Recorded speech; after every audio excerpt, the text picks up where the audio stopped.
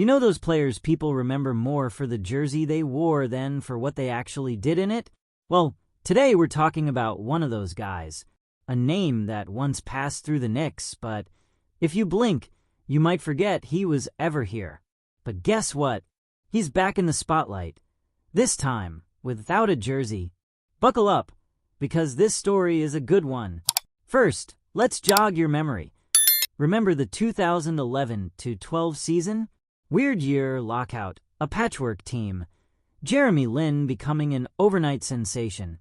And in the middle of all that chaos, a veteran joined the roster. A guy with experience who had played in big playoff games, who had been part of some very competitive teams. But with the Knicks, well, his story was a little different. He wore the blue and orange, sure, but let's just say he didn't exactly leave a lasting mark. If you can remember a single standout moment from his time in New York, congrats. Your memory is next level. But here's how life works in funny ways. This former Knick, who had a solid NBA career before landing here, is now stepping into a coaching role. And not just any coaching gig. He's taking over a college program. The guy took all that experience as a player and had already been making moves behind the scenes, coaching high school teams, winning championships, developing young talent. And now, it's time for the next big step. Now, picture this.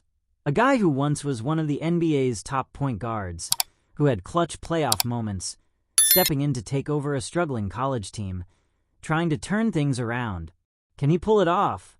Will this new chapter in his career be more memorable than his time with the Knicks? Honestly, the bar isn't that high.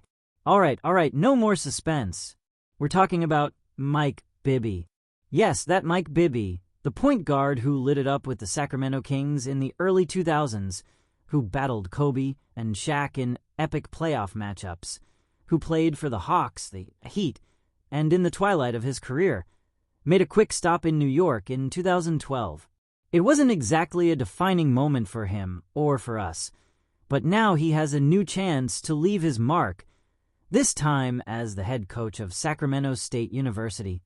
Bibby has already spent years in the coaching world, leading high school teams and racking up championships in Arizona. Now he takes over a college program that, to put it bluntly, needs a miracle. The team is coming off a terrible season. Their coach left midstream, and they're desperate for a new identity.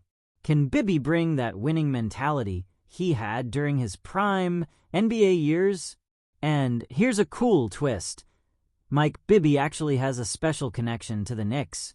His father, Henry Bibby, played for New York in the 70s and was part of the last Knicks championship team in 1973.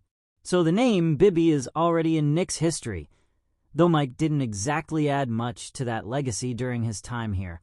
Now the question is, will Bibby find more success as a coach than he did in his final years as a player?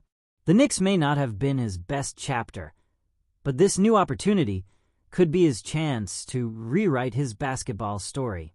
So, what do you think? Does he have what it takes